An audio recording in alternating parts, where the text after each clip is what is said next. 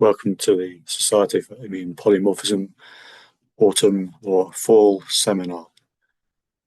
So the purpose of the Society for Immune Polymorphism, SIP, is to examine the nature and consequences of genetic diversity in immune systems in humans and other species. If you'd like details on how to join the Society, they'll be posted in chat and on the website. Today's seminar is called The Genes that Encode T-cell and B-cell receptors. The seminar will be introduced and moderated by Professor Gunilla Carlson Hedestam. Gunilla is a professor at the Carroll Institute, where her group studies T and B-cell receptor repertoires. They examine how germline encoded variation in V, D, and J genes influences adaptive immune responses. Her group has developed techniques for personalized typing of these genes and applied them to large population cohorts, showing extensive variation across human populations. Through characterizing antibody specificities, in addition, her group is defining precisely how germline encoded variation in IgE genes influences antigen recognition. So, Gunilla gave a really excellent talk at last year's SIP annual symposium. If you'd like to take part in this year's annual symposium, it will happen in the first week of November, November the 3rd to 5th, and we will post details also in the chat. Finally, if you have any questions for the speakers, please post them in the chat yourselves. And with that, I'll hand over to Gunilla. Thank you. Thank you, Paul, for the nice introduction. It is my great pleasure to welcome you to the fall webinar of the Society of Immune Polymorphism. We will have two speakers today, and both speakers are active at the University of Louisville School of Medicine. And the speakers are Dr. Corey Watson and Dr. Melissa Smith. Both speakers have done beautiful work and very foundational work in the field of immunogenetics. And as you'll hear, Corey Watson will start out talking about variation in the genes that encode our T and B cell receptor genes. Corey is interested in this from a population perspective. He is interested in how humans vary in their genes that encode these receptors, but also experimental animals that are used commonly in research. So for the first speaker, I will introduce Corey now. His talk is entitled The Role of Genomic Variation in Shaping the Antibody Repertoire. We look forward to your talk.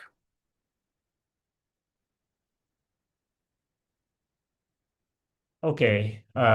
First, thank you to Nilla for that lovely introduction. It's an honor to be introduced by Nilla. She's been a great leader in our field for many years now. Has lots of great papers on the topic we'll be talking about today. And thanks to the SIP organizers for inviting Melissa and I to speak today. Just full disclosure, we won't really talk at all about TCRs, despite the promotion material that was advertised. But instead, we'll be focusing largely on IG genetics. However, it's worth noting that many of the things we've been learning in the IG gene regions do sort of carry over to the TCR loci as well. But there are papers that our group and Nilla's group as well published in the last few years on TCR genetics, and I think there's a lot more to come in that domain as well, particularly about thinking about how TCR and HLA interact together to drive TCR-mediated immunity. So today I'm going to talk to you a little bit about some broad themes in IG genomic variation, but for the majority of the talk, we'll be thinking about or talking about what we've been learning in the last few years with respect to linking genomic variation directly to diversity that we see in the expressed antibody repertoire. So as everyone I think is aware, antibodies are this diverse protein family that are uniquely expressed by B cells, which are themselves critical components of the immune system. And antibodies and B cells together drive a lot of different immune processes and are involved in a host of different diseases, including infection, autoimmunity, cancer, and so on. Everyone probably appreciates already the potential diversity that can be observed within the antibody repertoire. And generally, I like to sort of put it in the backdrop that our immune systems have evolved the ability to make these very diverse antibody repertoires essentially in response to our diverse pathogen world that we come in contact with. And while I think this is generally accepted, there's still a lot we don't understand about the actual genomic evolution of antibodies and how we get to such a diverse antibody repertoire. So that's what I'm going to talk to you a lot about today. So, of course, beyond having just sort of academic interest in this region, in this area, it's also important to think about how we understand what antibody diversity is in a host of different contexts, particularly at the population level, so that we can better understand whether or not antibody repertoire data can be used to help us better understand disease and even inform the development of new therapeutics and vaccines. And this, of course, is a very rapidly growing area and has been over the last decade or so. And continues to be a lot of interest about how we leverage antibody repertoire data to improve human health. There is also, over the last few years, this growing appreciation now that germline genetic variation can directly impact the repertoire. And I'll be talking to you about some of this today in more detail, particularly this top one. But we now appreciate that germline variation in our genomes can influence the repertoire through changing things like gene frequency or BCR frequency within the repertoire. Germline variation can also influence the evolutionary trajectory of B cells during an immune response. And then even more directly, germline variants can impact antigen binding. So variation in the actual antigen binding domains of the antibody and how these interact with antigen. But of course, this diversity doesn't just come out of nowhere magically. The precursors for diversity actually sit within the genome themselves. So that'll be kind of the underpinning of what I talk about today. So to give you a little primer on that for those who maybe aren't used to looking at Ig loci, this is a cartoon depiction of the human IgH locus, or one of a haplotype within the Ig locus. And what's shown here are basically a series of green V genes, that's what these green boxes are, that sit adjacent to D genes or diversity genes, which sit adjacent to this small cluster of joining genes. So it's these V, D, and J genes that ultimately get put together that serve as the template for transcription and translation of the heavy chains of the antibody. And in particular, the VDs and Js contribute to this antigen binding portion of the molecule.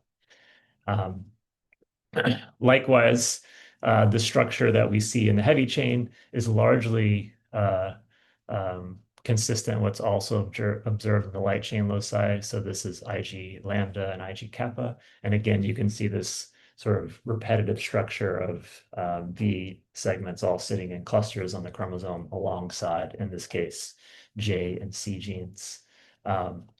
And the sort of punchline here to take home from all three of these locus images is that these loci are more complex than your average part of the genome, largely because they consist of these genes that have evolved over time through duplication and divergence, which has created these loci with high repeat content, high segmental duplication content, and then these clusters of genes that all have phylogenetic relatedness, meaning that they share similar sequences. So historically, and I'll talk a little bit more about this, this has created technical challenges for interrogating genetics in these loci.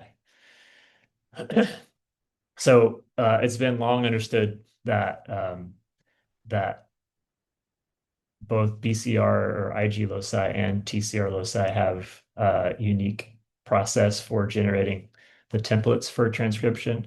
And they do this at the DNA level by actually rearranging a single V from this large set of clusters, a single D and a single J, at the DNA level, which then serves as a template of transcription and is later spliced together with a constant gene domain, which Melissa will talk more about in her talk. And this initial sort of selection of a unique V, D, and J across the whole range of circulating B cells is what gives us an initial sort of injection of diversity through combinatorial diversity in our repertoires. And then there are additional mechanisms such as junctional diversity, which is sort of the random chewing and addition of bases at these junctions. And then, of course, most of you are probably aware that as B cells move from sort of antigen naive state to post-antigen stimulation, they can also take on additional variation through somatic carbon mutation, which I won't talk too much about today. And then there's more variation that Melissa will talk about in the heavy chain region as well, and these can play roles in the effector functions of the antibody molecule. So it's been appreciated over many decades now that that there is genetic diversity within these loci. And this is what I've spent most of my career studying, starting with my years as a PhD student in the lab of Felix Brayton. And a lot of this early work centered around the notion of characterizing coding variation, or allelic variation, as we tend to call it, which is essentially just this cataloging of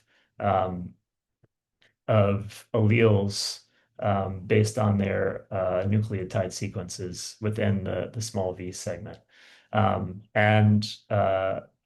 There's been a lot of work over really the last 40 years, sort of cataloging these alleles one by one. And that was really the early sort of understanding of diversity within these loci. However, that's not the only sort of flavor of genetic variation that we observe, particularly in IgH. There's also a lot more haplotype variation that is associated with segmental duplication. And that is driven a lot by the repetitive nature of these loci, which basically makes it sort of a breeding ground for the formation of structural gradients. So just to give you an impression of that, if we also draw on pseudogenes here, which I haven't shown up to date, you can see the locus itself is much more complex. And that gives you this impression that it is highly repetitive. And then drawn on here as well are just places where we know large structural variants occur. There's actually many more structural variants than shown here. I'll show you a map from our data sets here in a couple minutes. But we now appreciate that structural variants and copy number variants are prevalent in IgH, and that a large fraction of functional genes fall within structural variants in at least one haplotype that has been observed in the population so far. So because of this complexity, a lot of earlier approaches, high throughput approaches such as SNP microarrays and short read sequencing have largely struggled to assay genetic variation in these loci accurately. And because of this, we still don't understand, one, a lot about the extent of variation, although we've made drastic improvements in the last few years, but also what this variation means for human disease and human phenotypes, as well as the regulation of the antibody repertoire in general. So the sort of technical issues have long been at the forefront of what my group's done. And actually, that particular point was how Melissa and I first met and partnered up together to begin developing long read-based approaches for tackling the Ig loci and the TCR loci for that matter. And so we started working together a little more than 10 years ago now, when PacBio first came on the scene. And our idea was, particularly because even then whole genome long read sequencing was still very expensive, we wanted to make a higher throughput, more economical approach. And so we started developing these targeted sequencing protocols that would allow us to sequence more samples for essentially less money, but still be able to leverage the strength of long-read sequencing so that we could overcome some of the pitfalls with the use of things like marker arrays and short-read sequencing. So the approach is simple, relatively, without going into much of the detail. We essentially design oligo panels, taking into account a lot of structural variants that we've described over the years. And we use that oligo panel to essentially enrich sequencing libraries for our targets of interest. We now do this across all the IG and TR loci. But the method is basically the same for all of them. You have targets against your locus of interest, and you pull the DNA down, usually 6 to 15 kb size fragments, and then we make a library and sequence them. This has coincided with the development of different analytical pipelines as well. And although these have evolved over the last 5 years, the gist is the same as sort of our initial starting place, which was to use the long reads to effectively try to make haplotype resolved assemblies from which we could have improved SV and SV genotyping, as well as improved allele or gene and allele curation. So just to give you a little flavor of what comes out of this on the back end, you basically can get locus-wide resolution of, in this case, allele calls. So this is showing 4 haplotypes from 2 different individuals in the 1,000 Genomes Project, one of which is European and one of which is from the urban population. Each box is a characterized V gene, and that gene is colored by its observed allele. The pink ones with the triangles were ones that had not been documented, so were novel at the publishing of this study. But suffice it to say, what this is showing us is that these haplotypes are incredibly diverse. In this case, all 4 of these haplotypes are unique with respect to gene and allele content. And this is a pattern that we see, across the board now as we sequenced a lot more samples. So at the moment, Melissa and I have a large grant to sequence lots of different populations across the world. We're targeting so far around 3,000 to 3,500 samples. And we're also supplementing these with repertoire sequencing as well. And the notion here is that we will build a sort of more comprehensive set that's better representing diversity across the planet. Okay, so that's kind of where we are. I won't talk too much about genetic variation per se, except for a couple of vignettes that I show you. But I really want to hone in now on what we're doing to try to understand how this variation actually influences the germline repertoire. And so I'm going to kind of switch gears to showing you how we're trying to connect the genome to the repertoire using QTL studies. And so the notion's fairly, at least contextually, I think fairly straightforward. It's been long appreciated that, VDJ recombination happens within B cells, but we have still a poor appreciation for how genetic variation influences VDJ recombination frequencies, as well as how other types of germline variants may influence an antibody's trajectory during a response and during development.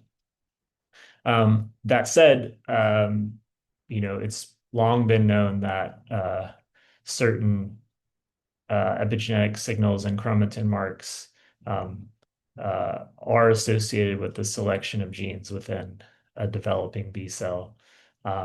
And this actually is counter to sort of what many of us probably learned in intro immunology, which is that the selection of VD and J genes is quote unquote random. In fact, it's not really so random, but there's very kind of concrete chromatin structure within the IG loci that in fact make it more likely that certain V genes are selected over others. And even in mice, there have been examples such as the one shown on the right, where you can show that genetic lesions will disrupt this chromatin architecture and can also lead to shifts in BCR frequency within the repertoire. However, this hasn't been well demonstrated in human, and most of what we understand about the system comes from inbred mice, which are by and large, not a great proxy for representing population genetic variation in humans. And so we really wanted to kind of approach this problem from a different angle. So this is just a quick insert to say, in addition to the genomic sequencing we do, we also use an approach that many of you are probably familiar with called express repertoire sequencing or adaptive immune receptor repertoire AIR sequencing, which is essentially a targeted RNA-seq approach that allows us to go in and sample VD and J transcripts and characterize the frequency that we observe different VDs and Js within the circulating repertoire. So this method's been around for 15, 16 years now. And an early sort of paper that came out actually during my PhD, which was very important to me at the time, and thinking about a lot of the problems that we're still focused on today, was the notion that antibody repertoires, particularly with respect to the frequency that you observe different V genes in the repertoire, are more highly correlated among monozygotic twins than they are among unrelated individuals, telling us that, in fact, there is this heritable component that underlies at least the initial distribution of BCRs and the naive repertoire. And so we've long been interested in wanting to ask, are factors, heritable factors in that, and the sort of establishing of the naive repertoire embedded within the loci, the Ig loci themselves. So the next series of data I'm going to show you is from multiple recent studies starting in 2023, where we've been trying to address this question in different ways and in different data sets to understand heavy and light chain genetic factors that contribute to repertoire variation. This initial heavy chain focus project was started actually many years ago with a great colleague of ours, Wayne Marasco, and we've since carried through this to other cohorts as well. And so the notion is fairly straightforward, which is basically that now we have an approach for doing more reliable and accurate genotyping locus-wide across the Ig loci. We wanted to basically partner that or pair that with express repertoire sequencing and essentially use adaptations of QTL type models to essentially ask, are there genetic variants that influence variation in gene usage or gene transcript expression?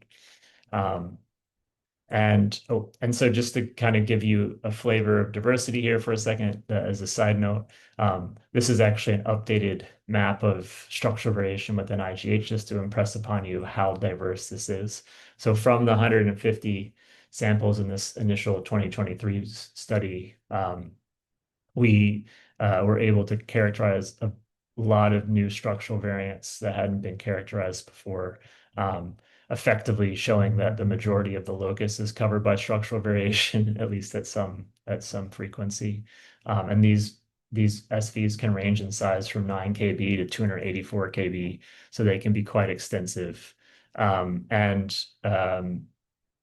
Some of them that we described in this paper still include the discovery of even more novel genes. So there's still a lot of work to do here, and we are, I'd say, far from finished in terms of characterizing the extent of diversity across human populations. This is just to say that in this cohort, 2/3 of functional IGHV genes fell within a structural variant haplotype within at least one person in this cohort. So these are very big drivers of diversity in the locus. Okay, so back to the question at hand. So we want to take all these variant call sets we were able to generate and essentially ask, do they associate with V gene usage in the repertoire like is outlined here? So I'm going to kind of go through now a series of punchlines that we observed taking this approach in both heavy and light chain data sets, starting with the heavy chain. So the figure shown here is kind of dense, but I'll sort of walk through it sort of slowly. So along the x-axis here are all the VDs and Js that we captured or were profiled in this repertoire data set from this cohort. And then shown above this are summary statistics from the association test done for each of those genes individually. And essentially what you see are in this middle panel that's shown here with the arrow, the number of the log minus log 10 p-value for the most significant SNP in the model run for that gene, all the red bars being ones that were significant. So you can see that the majority of genes have at least one significant GUQTL. In many cases, even in this cohort of 150, statistically speaking, there are very strong effects. You can see, which is not surprising, that in many cases, genes will have clusters of GUQTLs associated with them, so many different SNPs or variants that are associated with their usage, which is largely a reflection of haplotype structure or linkage disequilibrium. And then you can also see that for many of these, even single lead GUQTLs can explain a significant amount of variation in the usage of that gene across the population. So this was something that ended up being kind of very striking to us, that even in this small cohort for a given gene, we're often able to explain a large fraction of variation, even with just one SNP in our model, which is fairly impressive. And this can equate to quite large effect sizes between the two homozygote classes for many of these genes, sometimes increasing the expression, 5 to 10-fold. Just to give you an example of what these data look like under the hood. So this is an association for IGHV366. Shown here is a Manhattan plot. On the x-axis, the position in IGH. Each point represents a SNP that was genotyped and put into the association model. And then the significance is shown here as minus log 10 p-value from that model for each SNP going up on the y-axis. So you can see that there's this nice peak here in the distal bit, right, centered around where 366 resides. And then this is the box plot of the actual association for the lead variants, of which there are 10 that were in perfect LD that all center around IGHV366. So in this case, it's important to note that all of these variants are actually intergenic. They don't sit within the gene itself. We don't know the mechanism by which these variants exert this effect, but it's common, at least in IGH, that the majority of lead variants actually sit in intergenic space, so very likely to have impacts on some sort of epigenetic or chromatin regulation. So what about the light chain? Well, in short, we see the same pattern in the light chain, let's say. This is work that we've been doing more recently. This paper's just been submitted. This is work we've been doing with Goriari and Ayelet Perez at Yale. And was led by a talented PhD student in my lab, Eric Engelbrecht. So basically, many of the trends that we observe in IGH, we see in the kappa and lambda loci. This is just showing you the same type of figure I showed you before. So you can see for all the genes that were tested, the majority of them also have QTLs.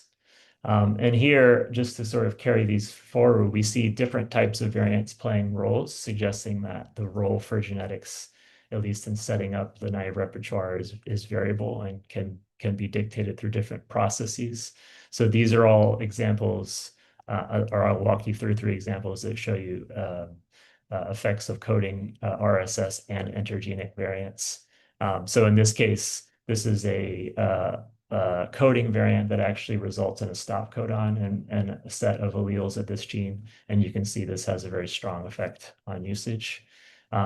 Here's an interesting example where we see a variant within the recombination signal sequence, or the RSS, which is a very well-known canonical regulatory element that's critical for RAG1 and RAG2 binding during VDJ recombination. So in this case, the lead variant sits within the RSS spacer region. And here again is the association. And then, of course, like I showed you for the IGH 366 example, this is a gene with the lead variant is intergenic. And again, we don't have any direct evidence yet as to what drives those particular things, but again, it's very likely something to do with VDJ regulation. And I'll talk a little bit more about that in a few minutes.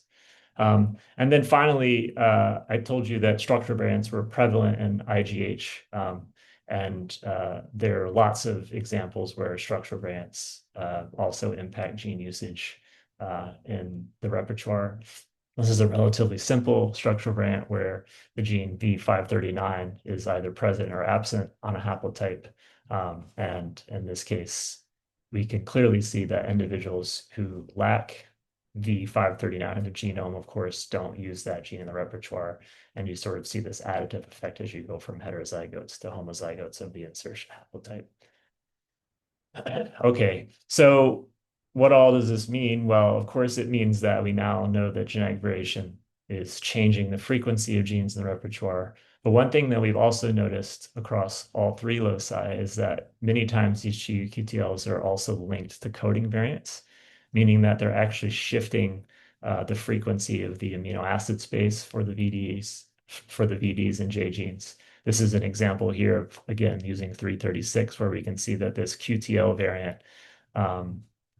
specifically the TT genotype, those individuals who are expressing on average the highest 366 expression also, in this case, are 100% represented by STAR01 homozygotes.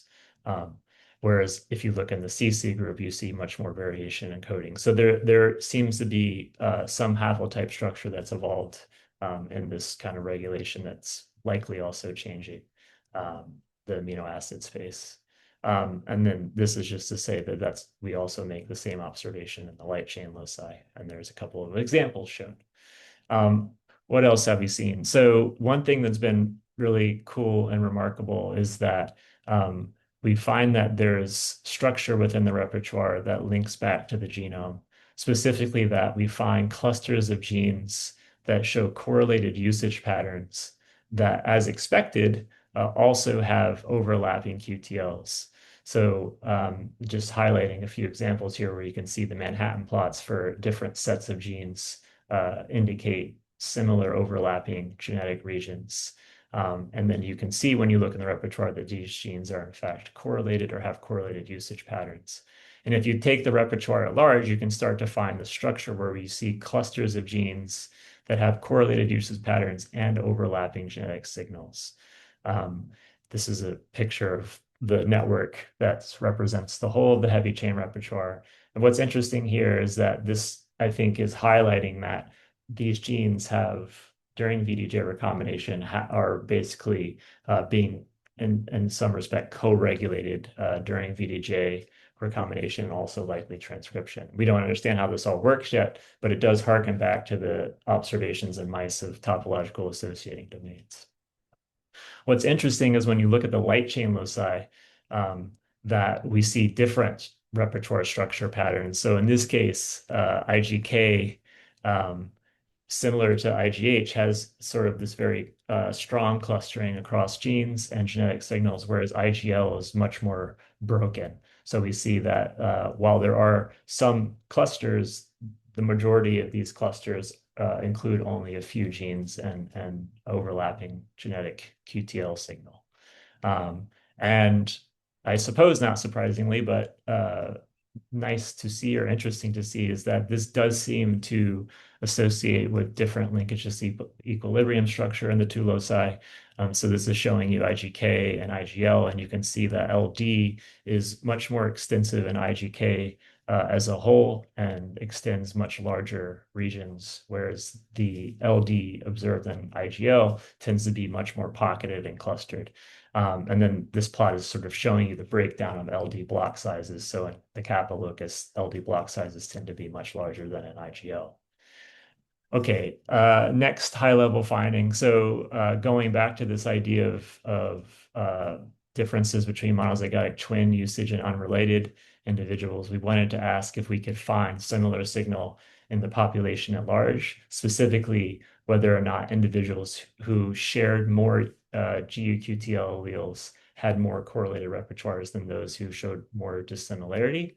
And in fact, we found that that was true, which is pretty cool because this is telling us that the genetics, having similar genetics means you're more likely to have similar repertoire features. And I think, this is just looking at gene usage, but there's a lot more to untangle here and how far that impact extends and inter-individual variation. And then one more final point I'll make in the context of the IgE heavy chain repertoire is that all the data I've shown you so far has been on IgM, which we tend to use as a proxy for the naive repertoire. But interestingly, when we look in the IgG repertoire, so post what we would say antigen experienced, we see that most of the GU-QTL signal is maintained. And in fact, we can even look at individual genes and see that between the IgM and IgG repertoire that they are in fact highly correlated and the genetic signals are very overlapping. And what this is telling us, I think, is that genetics is likely playing a significant role in setting up the naive repertoire, and that places constraints on where the IgG repertoire could go. So although the IgG repertoire can shift from IgM, it can't just shift anywhere, or likely is not just shifting anywhere it wants to go, but does have some constraints placed on it by the starting naive repertoire. Okay, and then this is something that we've kind of become more interested in. We've been talking a lot about gene usage, but what do these shifts in gene usage mean for, particularly for antigen binding regions? So this is recently, in the paper we recently submitted, where we showed that there are actually QTLs within the IgK and IgL loci that associate with variation in CDR3 properties, so the primary antigen binding domain. And in this case, I'll show you a signal that is associated with the aromaticity of the CDR3, and you can see that here's the Manhattan plot with the peak, and here's the association. And interestingly, in this case, what we also see is that this same QTL for the CDR3 property is associated with the usage of 7 different genes in the IgK repertoire. And if we go back and look at the patterns and the aromaticity of those contributing V genes that have contrasting usage patterns, we can see that the CDR3 property QTL directly aligns with genes being up in individuals who have higher aromaticity, and those same genes themselves have higher aromaticity than the other genes, which are down in those same individuals. So it's an interesting sort of observation showing that gene usage kind of indirectly is shaping or modifying the amino acid space within the BCR. So a sort of secondary effect of the genetic signal. Okay, all those data I just showed you were from the periphery, so looking in blood, but it's raised a lot of questions for us okay, we can see these associations, but where do they arise? How are this genetic variation actually playing out its effects on the repertoire? And so we started a study, Oscar Rodriguez, an old postdoc in my group who now has a lab at Mount Sinai, who is actually responsible for doing a lot of the early genetics and the heavy chain studies.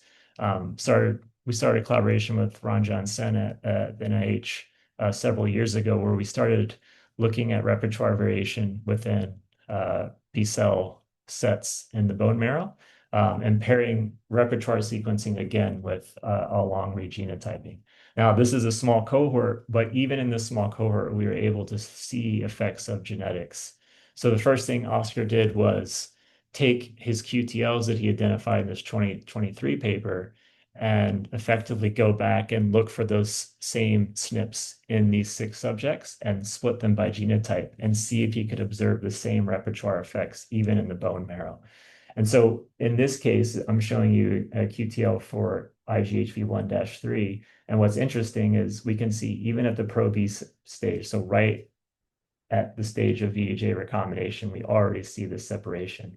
So this gave us a pretty good indication that, in fact, that this particular QTL, at least, is in fact likely modifying the VDJ recombination frequency of this gene. And the neat thing about that, and explains why we still see in the periphery, is that genetic signal seems to be pretty robustly maintained all through each of the developmental time points. We can sort of globally capture the effect of genetics across all 3 of the repertoires as well. And this was another thing that we wanted to ask was, what's the role of genetics versus selection? And so again, this is not to say that individual genes within the repertoire can't have very specific genetic and selection effects. But in this case, we're asking globally across repertoire as a whole.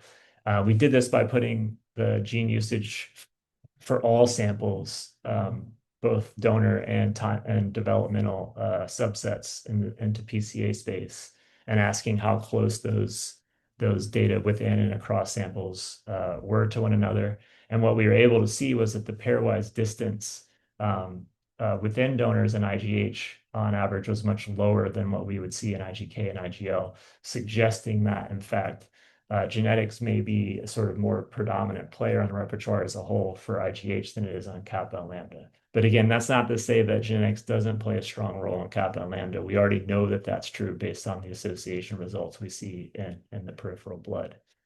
And if folks, I'm showing you sort of several sort of minor, or excuse me, single individual points from this paper. If you want more detail, this paper is now in preprint, and you can see a lot more there. But we also were able to find a few different interesting observations when we looked at individual genes, where we could actually see differential effects of both genetic variation and development on these genes through the different repertoires sampled in the bone marrow. And so in these different examples, you can see that, as I just showed you for V1.3 a second ago, that we could observe these QTL effects that sit all the way at the beginning at the pro-B stage, so likely affecting VDJ recombination. But then we can also see dynamic changes that happen through the course of these developmental cell subsets, which we're labeling as D here. But in some cases, you can see genetic effects and development effects. In some cases, you just see developmental effects. So these two alleles of V1-8 have very similar uses patterns, but they both sort of in a coordinated way go down through time. Others have little differentiation early in the developmental stages, but the two alleles in this individual show different developmental trajectories, suggesting that there's an interplay between genetics and development. And then we can see both of these acting independently and in conjunction with one another. So there's a lot of cool stuff to unpack here. And as we go on and get greater sample sizes, I think there's going to be a lot to learn. So in conclusion, I hope I've convinced you that not only is IG really cool and diverse, and that we have a lot more to learn about population variation, but that this population variation is actually very important for thinking about how the repertoire is formed and the diversity that we observe in the repertoire across individuals. And although much of this story still requires telling, I think we now have pretty convincing evidence that at least some of these QTLs can directly impact BDJ recombination frequencies at early B cell stages, and also that coding variation through conjunction with negative selection in the bone marrow also likely work together to drive differences that ultimately show up in the periphery. And I think putting these things back together ultimately are going to be important for untangling sort of the true complete genetic model. So lots of people involved in this over the years to thank. So Oscar and Eric, major drivers, a lot of the QTL studies, but Utelock and William been involved a lot in the sort of genetic characterization of things. And then, of course, key collaborators, Wayne Marasco and Guru Yari, have been super important. And then, of course, Melissa, my main partner in crime, who you'll hear from next on the sort of constant region side. But with that, I'll stop rambling, and I'm happy to take any questions. Thanks for your attention.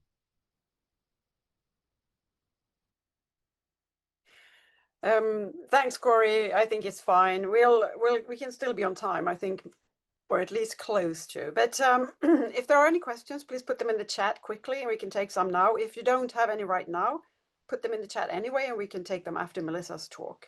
But while we just wait a few seconds for that, I'm glad you made the point about random, and that one, it isn't as random as the textbooks say, and I think that's, that is worth reminding and understanding better. I had a question on You mentioned basically there's almost unlimited number of haplotypes by the looks of it. But can you say something about whether there are some parts, some regions, if in the, for example, the IDH locus that is, particularly stable compared to others? I mean, there's presumably some chunks of the haplotypes that are prone to, less variation. Can you just at the high level say something about that? Yeah, I mean, yes and no. I mean, I think there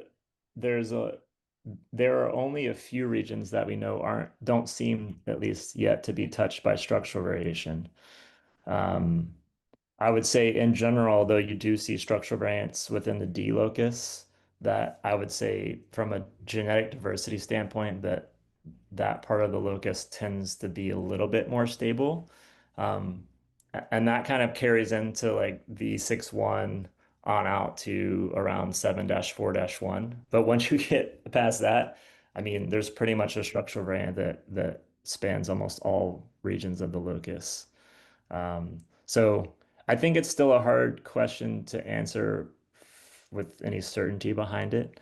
Um, but hopefully when we get through this next batch of data, which is just over 1,000 individuals where we have, more haplotype structure information, that we'll have a little bit better idea of that. But I think for the heavy chain, I don't know. I'm Yeah, not willing to go out on a limb and say that any of it's really all that stable, but I guess stability is also in the eye of the definer. Um, yeah, IGL is much more stable. right. IGK is much more stable. But they all have their sort of weird nuances that make them diverse in different ways, I think. But IGH is definitely the sort of the craziest, I would say, on the whole. Hmm. Uh, Yeah, yeah, you definitely demonstrated that. I mean, I think that was a really, really nice expose of what you're doing, and there's so much there for each of those topics that obviously, you didn't have time to dive into now, but I think we all got a flavor of the sort of power of these techniques. I hope so. So we'll just stay on the call, and then maybe we'll see if there are any questions after Melissa. But I think we should let Melissa go. And Melissa is also has a very broad training in sort of infectious disease, particularly virology, but also basic genomics and immunology. And she's interested in how pathogens and the immune system sort of co-evolve and work against each other. And she's looking at this both through a lot of method development, but also by studying the genomes of pathogens and the genomes of the hosts, in particular the immune genes. So I think that we will just let you get started, Melissa. Thanks very much for joining. Absolutely. Thank you so much for the invitation. I'm really excited to present to this group of people. And as Corey mentioned, it's always nice to see Nilla.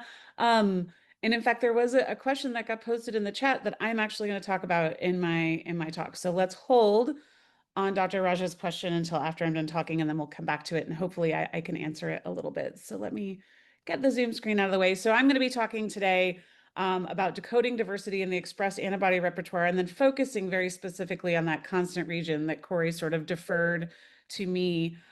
So you saw this image in Corey's presentation. We all know antibodies have myriad varied effector functions. Only a few of those effector functions actually are dictated by that variable region, that business end of the molecule that binds the antigen. And in fact, many of those functions are dictated by the FC region, the constant domain, which I hope, if I were to say what my main goal of this talk would be that by the end of this presentation, you agree with me that constant is a misnomer in general. And so, as Corey also presented, we've been working over the last 10 years to develop very targeted methods, both to generate germline haplotypes, as he so thoroughly demonstrated, but we've also developed long-read methods to look at the BCR and TCR repertoire. And so I'm going to focus on those long-read methods today, so the RNA-derived data, which in our case encompass that constant region, and we can talk about what that means for potential functional genomics and predictive biomarker discovery. So just as a quick reminder, we're going to be focused a lot today on IgG. It was our first target that we developed our method for. This is the structure of an IgG molecule, right? It encompasses that variable region, that V, D, and J antigen interaction interface, as well as 3 constant region exons, CH3, CH1, 2, and 3. And the signatures that define an isotype, so whether it's IgM, IgD, IgG, IgA, IgE, and so forth, are within that CH1 region. And then, at least as far as we understand currently, the sub-isotype signatures that then split IgG into the 1, 2, 3, 4 category that have very different function, or maybe IgA into IgA 1 and 2, also are in that constant domain. And currently, no technologies can define, well, with the exception of the one I'm about to show you, can define the isotype and sub-isotype of an antibody in expressed RNA data, and particularly to the allele-specific level. So let's talk about what those current air-seq methods are. Corey talked a little bit about them in his previous talk. So there are the type of CDR3 only profiling methods that can be 40 to 70 base pairs long. These are exemplified by the Adaptive Biotechnologies offering commercially. These provide antigen clonotypes, but there's a black box pipeline. None of us quite know exactly how they're analyzed. And there, of course, is no resolution of that C region.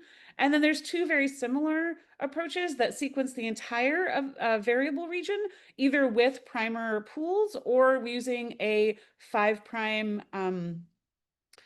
race method that amplifies off of a linker if you don't know that V gene content, that allows you to resolve the full variable region, and in some cases a little bit into that CH1.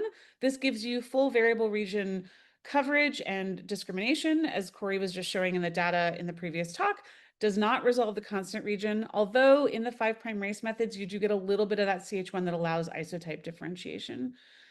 These are all limited in their scope because of the limitations of the technology themselves, right? These all depend on short read sequencing, paired 2x300 base pair reads.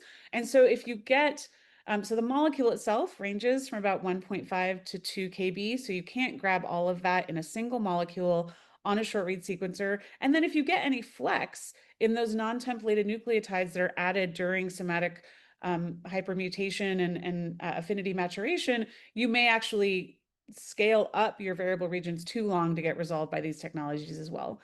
So we wanted to apply a more flexible technology, and so we turned to the PacBio single molecule sequencing system. Now, most people think of these as long read systems, and I would say that is also a bit of a misnomer. They're not long read systems, they're flexible length systems. So in this case, rather than we co-opted the 5' race approach first and now produced by Takara, but instead of priming in the CH1 region, we prime way back in the CH3 in the case of IgG, D, A, and E, or the CH4 in the case of IgM, to grab the full-length transcript to get near full-length sequencing of that entire molecule.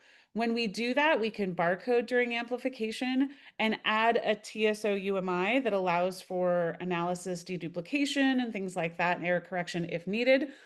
What I will say, though, with the newer chemistries on the smart sequencing systems, we can do this as a single chain, so just 1.5 kb per well sequencing. And in that case, because of the error correction algorithms of that sequencing system, we get read quality 3 orders of magnitude higher than you would get with any other platform, which is sort of incredible and hard to wrap my head around, frankly. But there have also been technological improvements that have been made over the past few years that actually allow you to concatenate short transcripts to really take advantage of that read flexibility. So instead of a single 1.5 kb transcripts, we can get an array of 8 transcripts concatenated together. That allows us to increase our depth by 8-fold, and we don't really lose much signal in the accuracy standpoint. We're still getting an average of Q40 or 99.9% accuracy with these reads, order of magnitude more than a short read system. So we are now using this near full-length amplification of the expressed antibody repertoire with that concatenation method to really get high depth and high accuracy representation of the full-length repertoire. And before I move on, I just want to mention, different than the paper that's cited here in the bottom right-hand corner, which only shows proof of concept for IgG and IgM, we now have this working for all of the heavy chain isotypes, the 2 light chains kappa and lambda, as well as the 4 TCR isotypes alpha, beta, gamma, delta. So we have the full adaptive immune receptor repertoire milieu that we can profile with this method. So I really like to start by showing you what these data actually look like. So this is a read alignment in the integrated genomics viewer. You can see, I hope you can see my mouse, but over on the right-hand side, you can see the variable region. It is obviously variable. There are lots of colors with each color representing a single base difference. So red, yellow, orange, blue or green blue, I guess, is ACs, Ts, and Gs. And then the gray boxes to the left are the exons. Now, in this case, this is an IgG4 molecule, so it does contain a hinge region. But what you can see is there is enough variation in the so-called constant region to be able to actually divide these reads and get allele-specific resolution of these transcripts. So we can tell that this bin on the top are the VDJs linked to the constant region associated with allele 1, and the reads on the bottom align to these variable regions connected and in phase with the constant regions that map to allele number 2. Before I move on to the constant region per se, I do want to comment in terms of what we see in the variable region that's really interesting with this method and why that length flexibility is so important. So at the, sort of very minimal of air-seq profiling is that CDR3 region, right? That intersection between V, D, and J that in B cells in particular stretches and flexes based on non-templated nucleotide addition during affinity maturation. And what we see with this method is that because of the limitations of short read sequencing, which is here represented in pink, you can't capture these extra long CDR3s that you do capture using this flare-seq or full-length air-seq method. There aren't a lot of them, right? If you look at just pure numbers, these are definitely outliers, but there is evidence in disease pathogenesis research, particularly in the context of, say, HIV, broadly neutralizing antibodies, that these extra long CDR3s may have evolved to really sneak into and bind to conserved epitopes that antibodies need to have potent neutralizing activity. So this was not what we were looking for when we developed this method. We really wanted to resolve the constant region linked to the variable region to understand the interplay between those two parts of the transcript. But this was a very interesting thought-provoking question of sort of what are we missing with the short read methods when we're just profiling CDR3. So let's get into the constant region. So as Corey just mentioned, we have sort of two ways to define IgH genotypes now. So we have the DNA method that was just that Corey just talked about, this target enrichment capture-based method using long reads that then we can generate complete haplotypes at the DNA level. Also captures intergenic sequences that you couldn't impute from RNA sequencing data alone.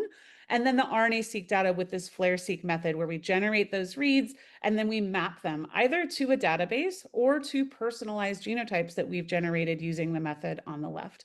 And so when we were benchmarking this method, we generated data both ways so that we could evaluate how good flare-seq would be at imputing genotypes as well.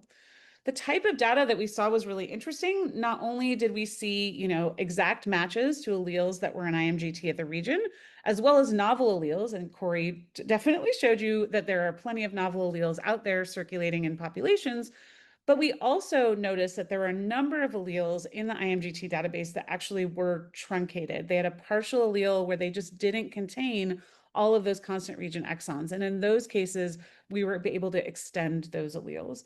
And so in our proof of concept data set, we screened 10 individuals. 8 of these individuals were Caucasian, so a pretty homogeneous group actually. And then we genotyped the 4 constant regions in the IgG as well as the IgM. What I want you to look at is not necessarily the color map because the tile plot, it's a little bit overwhelming, but to look actually at the legend on the right. Any color that corresponds to a allele that contains an FL was new in these 10 individuals, including, 8 that are represented by the groups most often sequenced by the genomics community. In fact, 87% of the alleles we identified in only this 10-person cohort had not previously been described in their entirety. They were either completely novel or this novel extended phenotype where we're able to complete the reference transcript that wasn't complete in IMGT.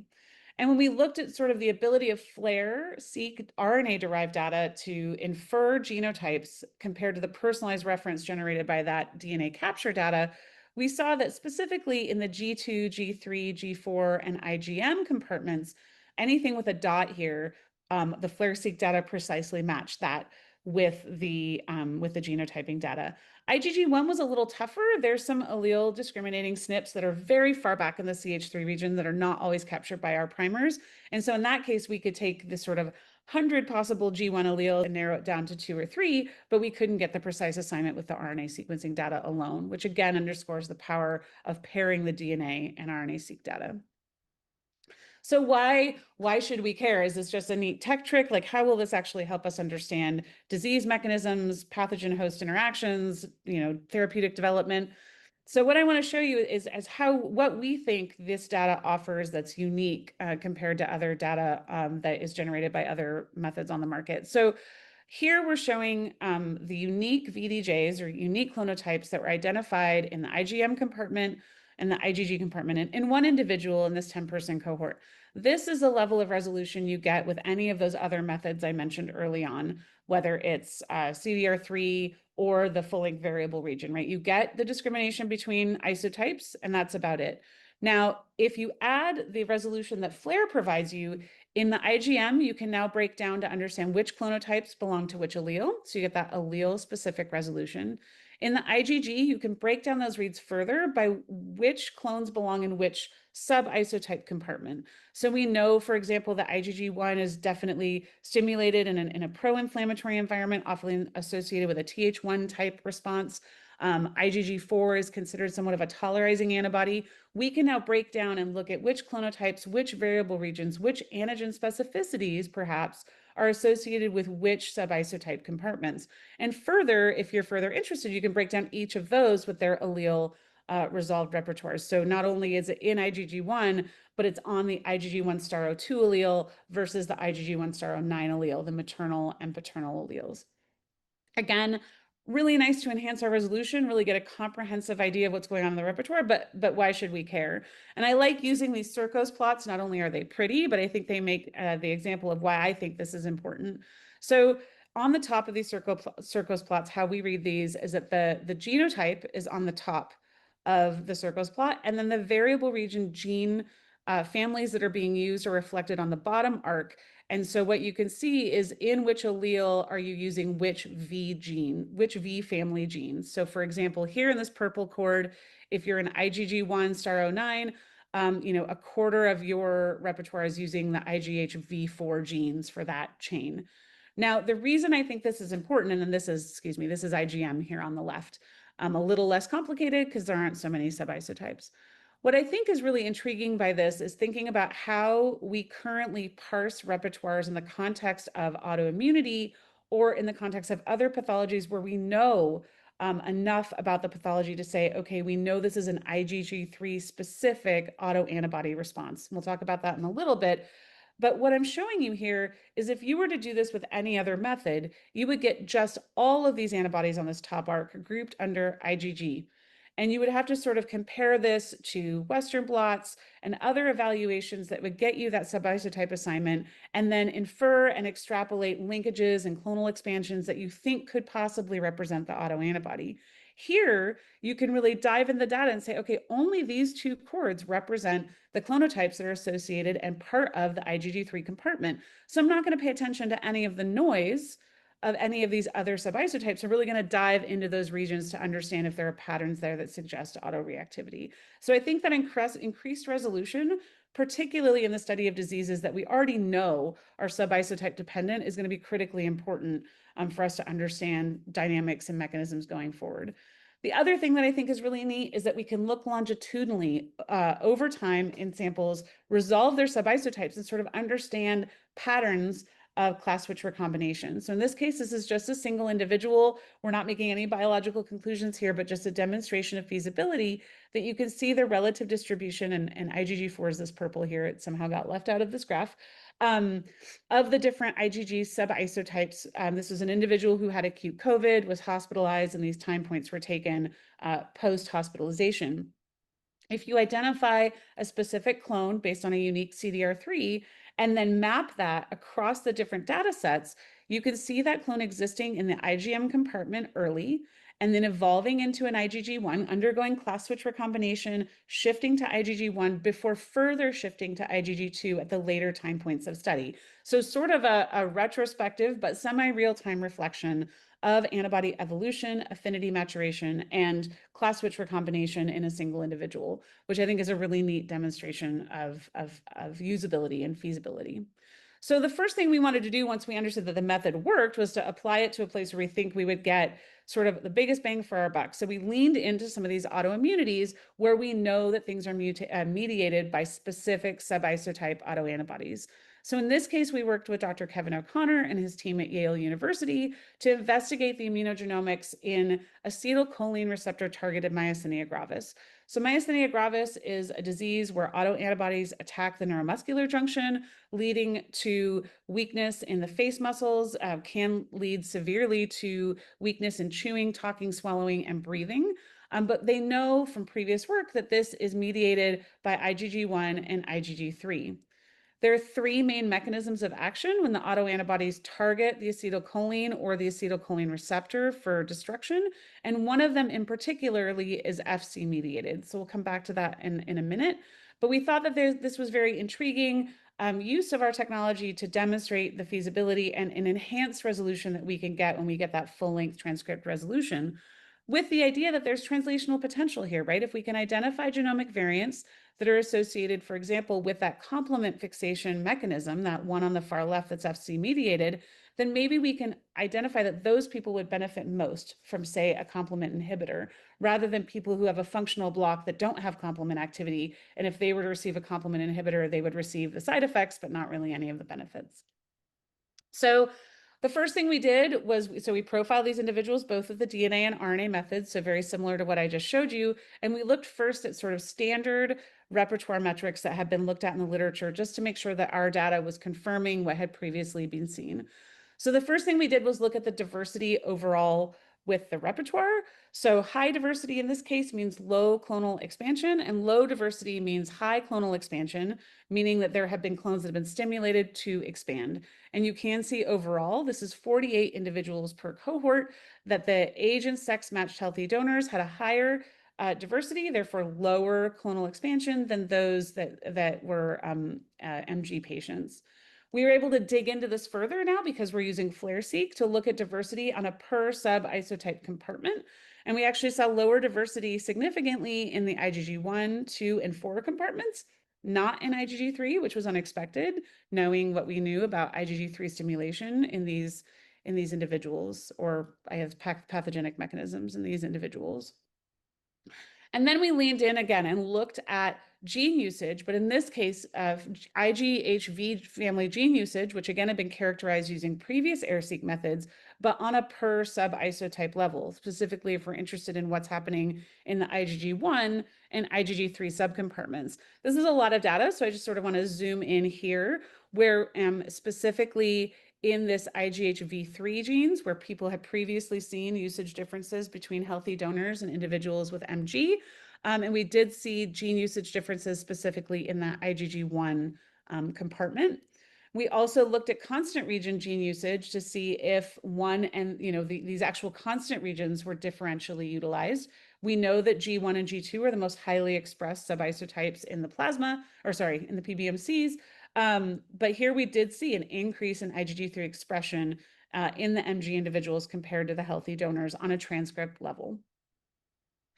So the genotyping, again, we confirmed so we took the FLAIR-seq data, we imputed genotypes, and then we compared that to what the genotyping data provided. Similar to what we'd seen before, we identified a number of new alleles.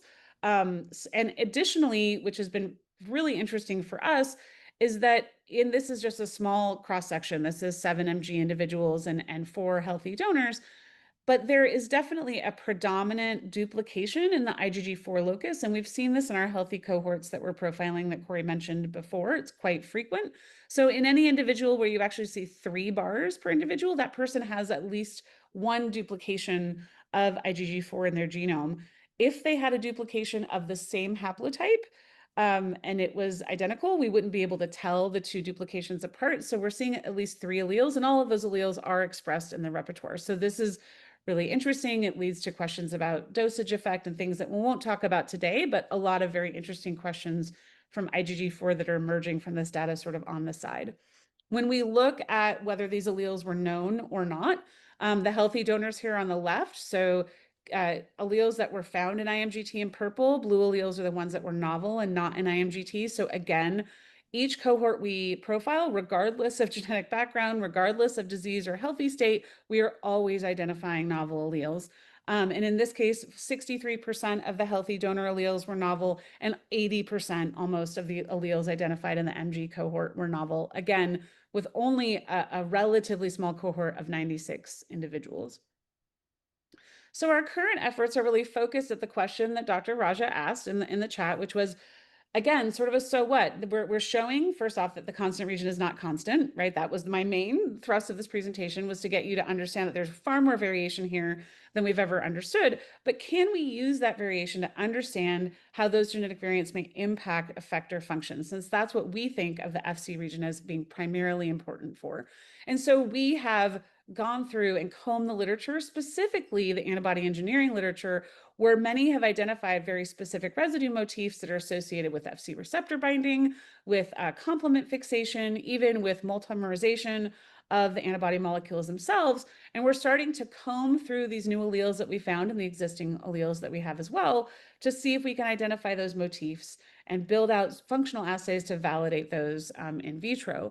And so one of our first variants that came out of the literature was this IgG3 hinge deletion. So IgG3 normally in the reference genome has 4 hinge copies, thought to really allow that VDJ to open up and cross-link epitopes on the surface of the antigen. But there have been several papers, both way back in 1990, which is sort of funny to call that way back, and then most recently in COVID, that show that individuals that carry deletions in these hinge regions actually have an increased complement activity, and in some cases, increased disease progression and death.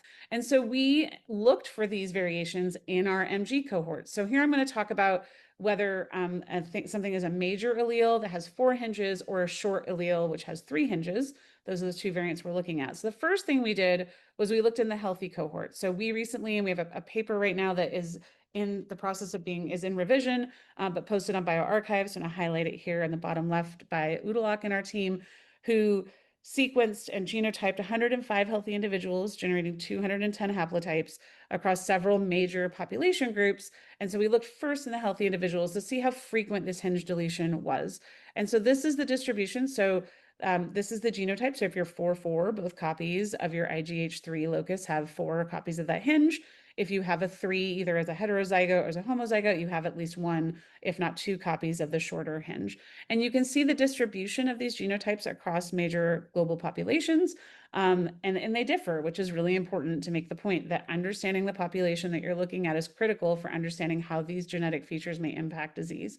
Now, when you look into the MG cohort, we did see an enrichment of the short or hinge deleted genotypes in the MG cohort. This isn't statistically significant, but we also didn't parse these groups a priori for disease mechanism or anything that may enrich for those variants in particular.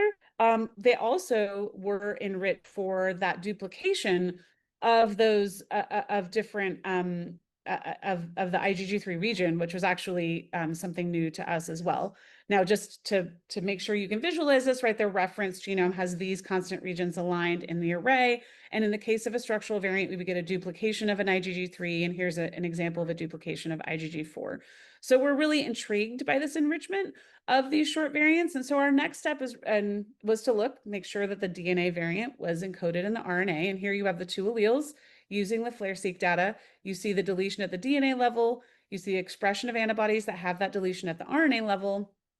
And now we're looking forward to testing these functionally. So again, collaborating with our collaborators in Yale to encode and clone these variants into a vector. They share the variable region, but will have different constant region domains to do specifically complement activation assays to see if these truly do enhance complement and maybe be associated with disease progression, disease severity, or mechanism of action in these individuals.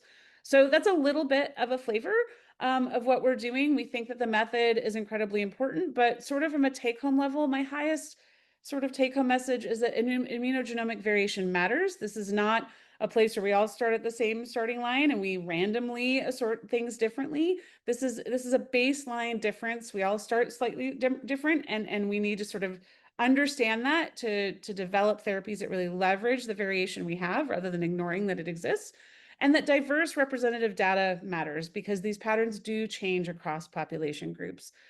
These new technologies provide comprehensive characterization of the variation, and we've just started to scratch the surface to understand the extent and impact of this variation on responses and function. Neither of us had a chance to tell you about T cells, as Corey mentioned, but all of these themes cross over into the T cell repertoire space as well. In particular, in the MG situation, we're very excited to follow that up. We see a recapitulation of variable region characteristics in this region. We see a number of new alleles that we've identified. In fact, there are at least 5 of those hinge length variants that are unique in our cohort. And then we're going to look at that functional consequence to see if maybe we can use those genomic or transcriptomic features to identify which individuals have the reactive FC paired with an autoreactive VDJ in order to target those individuals for complement inhibition, whereas the other individuals may just have an autoreactive VDJ and not benefit from that type of therapy. So with that, again, lots of people to thank. There's a QR code for the FLAIR-seq paper if you're interested, obviously funding, and the opportunity to talk to you all today. Thanks so much.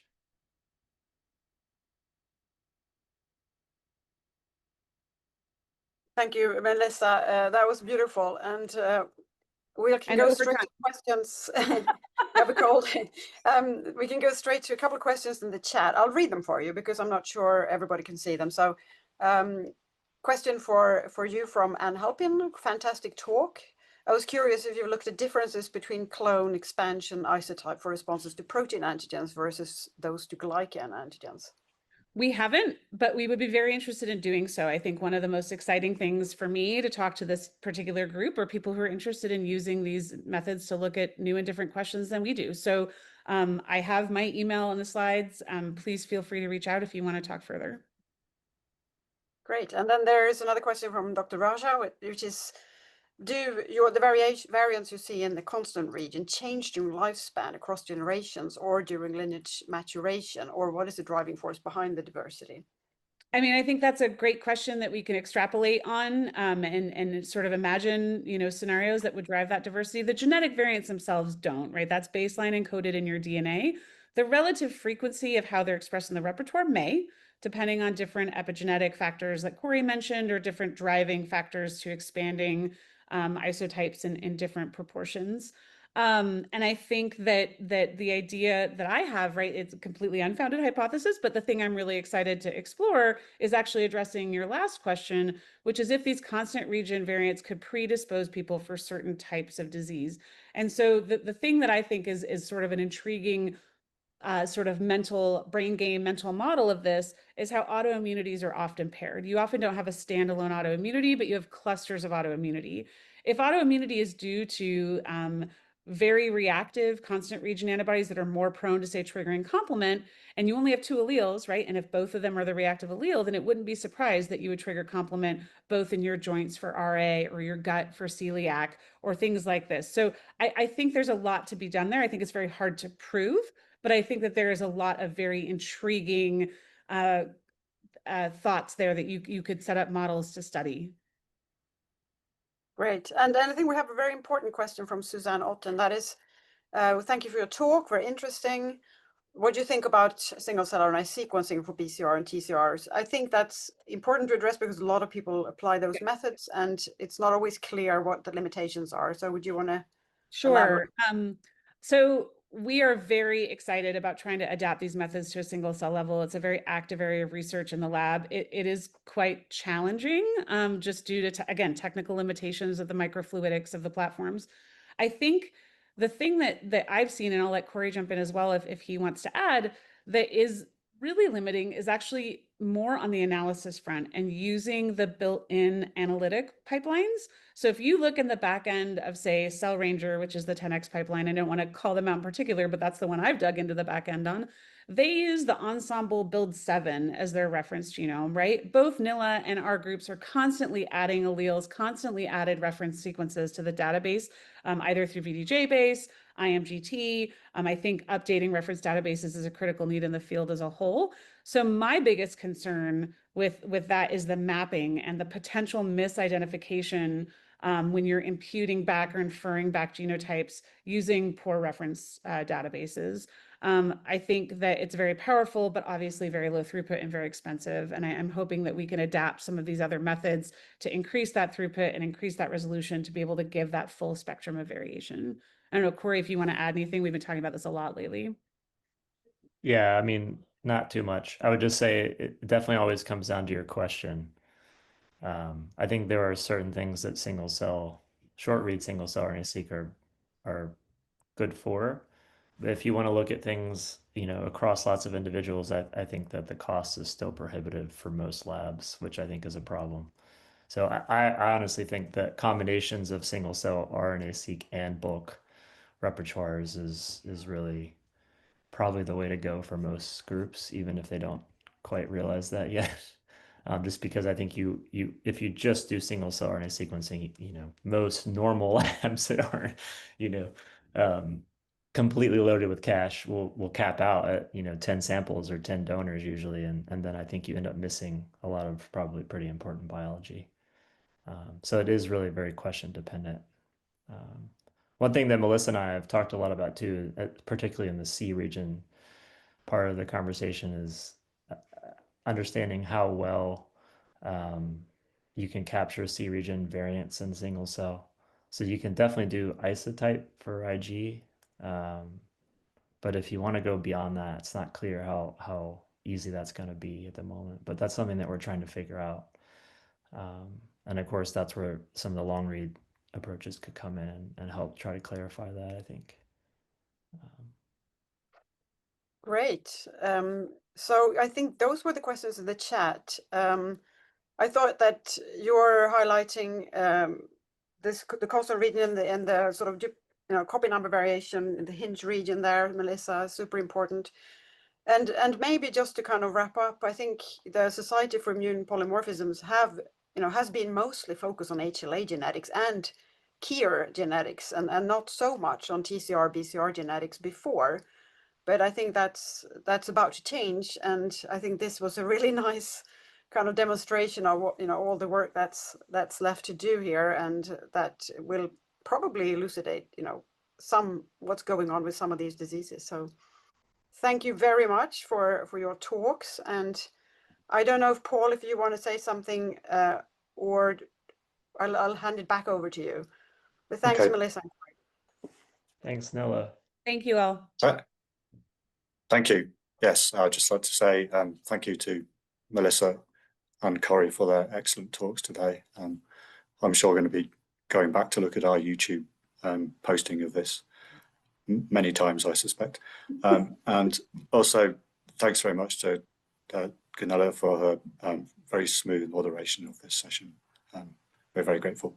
So, and thanks everybody for attending today. Yeah, thanks for having So much us. for staying over Very too. I much. appreciate it. Yeah, sorry for talking long. All right, bye-bye. Take care. Bye. See you. Bye-bye.